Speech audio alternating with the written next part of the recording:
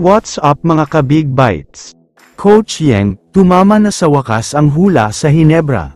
Pero bago ka sana magpatuloy sa panunood ay huwag mong kalimutang mag-subscribe sa aking YouTube channel.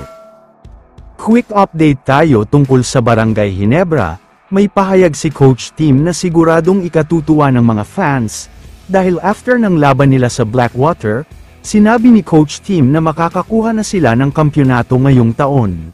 2 taon na raw kasi silang hindi nakakakuha ng championship, kaya naniniwala siyang ito na ang taon para muling makuha ng Hinebra ang tagumpay, at muling makabalik na sila sa pinakamalakas na form nila.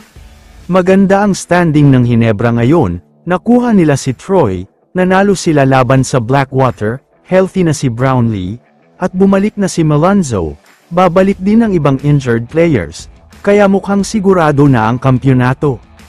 Kaya para sa mga Hinebra fans, dapat na kayong magsaya dahil mukhang ito na ang simula ng isang bagong championship dynasty, malaki ang chance na makuha na nila ang hinahangad nilang Grand Slam title.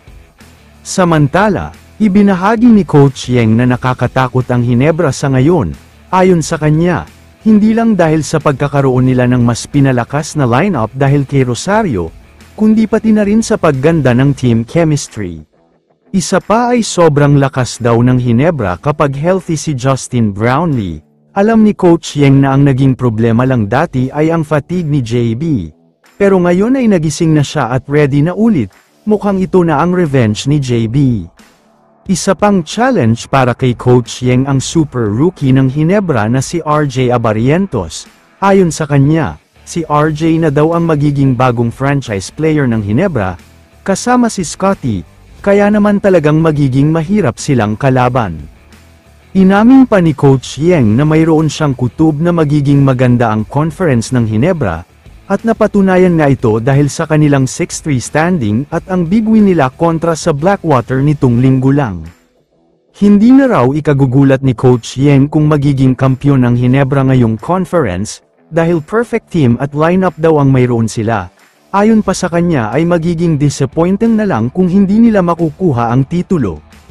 Ngunit umaasa si Coach Yeng na sana ay matalo ng kanyang team ang Hinebra kapag nagtagpo sila sa playoffs. Bagamat malabo, hindi naman daw imposibleng mangyari ito kaya umaasa pa rin daw ang rain or shine na mag-champion. Kaya naman kung kayo ang tatanungin, ano ang masasabi nyo sa hula ni Coach Yeng? I-comment mo naman ang opinion mo tungkol sa tanong na ito. Dito na muna nagtatapos ang video na ito. Maraming salamat sa panunood mga ka-Big Bites. God bless sa inyong lahat.